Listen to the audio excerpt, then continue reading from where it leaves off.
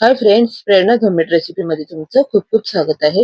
कुठलीच पूर्वतयारी न करता एकदम झटपट असे 10 ते 15 मिनिटात तयार होणारे कापसासारखे मऊ लुसलुशीत आणि डाळीदार असे इन्स्टंट रवा डोसा कसा बनवायचा ते बघणार आहे. खूप छान अशी जाळी पडते, भरपूर जाळीदार असा हा डोसा बनवून तयार होतो. आणि याच्यामध्ये आपण डाळ किंवा तांदूळ भिजत न घालता हे डोसे बनवलेले आहे. त्याला तर रेसिपीला सुरुवात करू.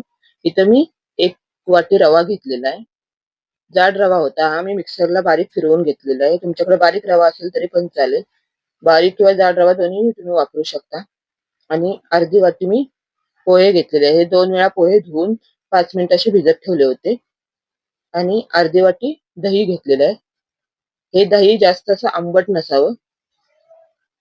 अर्धी वाटी दही घेतलेलं आहे आणि थोडंसं पाणी घालून आपण हे मिक्सरला फिरवून घेणार आहोत. आता मला अंदाज आला नाही, त्यामुळे मी मिक्सरच्या छोट्या भांड्यामध्येच हे बनवलेलं होतं, पण नंतर हे मोठ्या भांड्यामध्ये मी हे फिरवून घेतलेलं आहे. आणि हे अशा प्रकारे आपल्याला हे बॅटर बनवून घ्यायचंय. तुम्ही दह्याऐवजी ताक सुद्धा वापरला तिथं तरी पण चालेल. आता एका भांड्यामध्ये हे आपण काढून घेणार आहोत.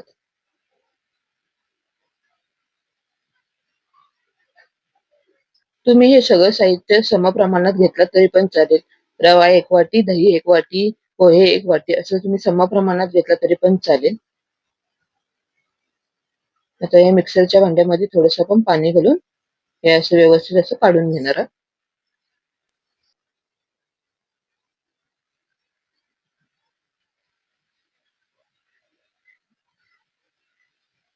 आणि हे तुम्हाला कधी जर असं झटपट वगैरे खायचं असेल आणि तुम्ही डाळ किंवा तांदूळ अशी भिजत वगैरे घातलेले नसेल ना, तुम्ही हे झटपट असं बनवून खाऊ शकता. आणि थोडं पाणी घालून आपण हे असं मिक्स करून घेऊ व्यवस्थित.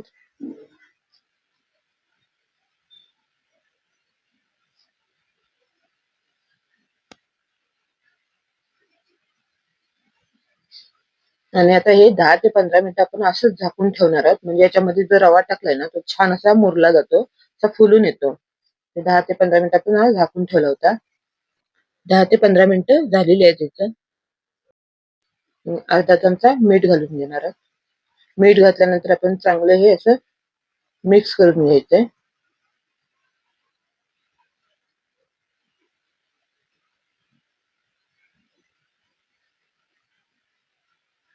आणि अर्धा चमचा बेकिंग सोडा घातलेला आहे. म्हणजे खायचा सोडा जो आपण वापरतो ना घरी, तो घातलेला आहे त्याच्यामध्ये. तुमच्याकडे जर बेकिंग सोडा नसेल, तुम्ही इनो वापरला तरी पण चालेल. आणि वरती थोडंसं पाणी घालून आता आपण हे चांगलं असं मिक्स करून घेणार आहोत. सोडा वगैरे अगोदर घालायचं नाही. जेव्हा आपण हे करणार आहे ना, तेव्हाच आपल्याला हा सोडा वगैरे त्याच्यामध्ये घालून घ्यायचा. आणि अशा प्रकारे हे आपल्याला हे बॅटर बनवून घ्यायचंय.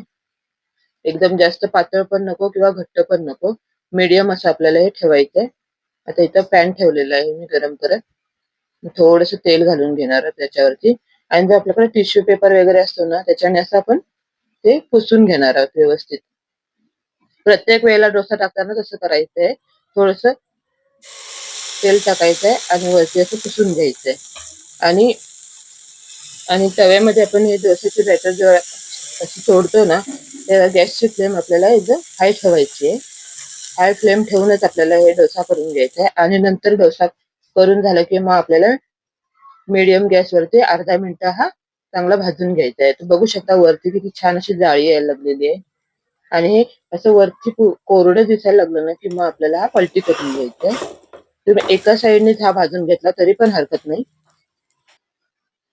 मी हा दोन्ही साइडला थोडं असं अर्धा मिनिट हा भाजून घेणार आहे.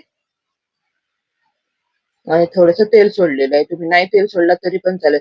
तुम्ही इथं बटर सुद्धा वापरला तरी पण चालेल. आता लहान मुलांना जास्त करून बटर वगैरे आवडतं. तुम्ही याच्यामध्ये बटरचा वापर केला तरी पण हरकत नाही. प्रत्येक वेळेला आपल्याला असं थोडंसं तेल टाकायचंय आणि असं पुसून घ्यायचंय. आणि गॅसची फ्लेम हाय ठेवूनच आपल्याला हे करायचंय.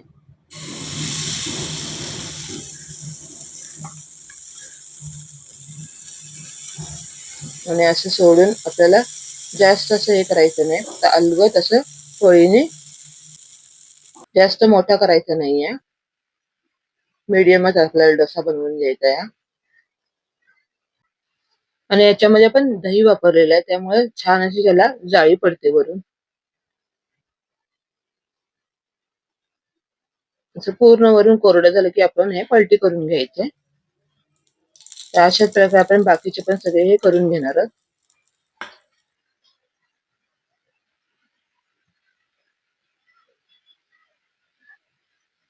आणि एका वाटीमध्ये आपले भरपूर डोसे बनवून तयार होतात. जवळ-जवळ 7-8 डोसे आपले हे बनवून तयार होतात. इथे हे आपले इन्स्टंट डोसा बनवून तयार झालेला आहे आणि त्याबरोबर ही खायची चटणी पण तयार आहे. जी आपण इडली आणि डोश्यासाठी आपण चटणी बनवतो ना, तशीच चटणी बनवून घ्यायची. तर बघू शकता किती छान असे मऊ लुसलुसीत आणि स्पंजी असे आपले हे डोसे बनवून तयार झालेले आहेत. तुम्हाला मी तोडून सुद्धा दाखवते. छान अशा गाड्यावरती जसे आपले स्पंजी डोसे बनवून मिळतात ना, तशा प्रकारे आपले हे बनवून तयार झालेले आहेत. आणि चटणी बरोबर खायला तर खूप अप्रतिम लागतात. इथं आपण डाळ तांदूळ न भिजत घालता एकदम झटपट असे हे डोसे बनवलेले आहेत. खूप छान असे हे स्पंजी डोसे बनवून तयार होतात. तर तुम्ही पण ही रेसिपी नक्की ट्राय करा आणि कशी झाली हे कमेंट करून सांगायला विसरू नका. रेसिपी आवडली असल्यास नक्की लाईक करा, शेअर करा आणि सबस्क्राईब करायला विसरू नका. तसेच हाईप सुद्धा करायला विसरू नका. भेटू पुन्हा अशाच नवीन रेसिपींसोबत. तोपर्यंत टेक केअर. Bye bye.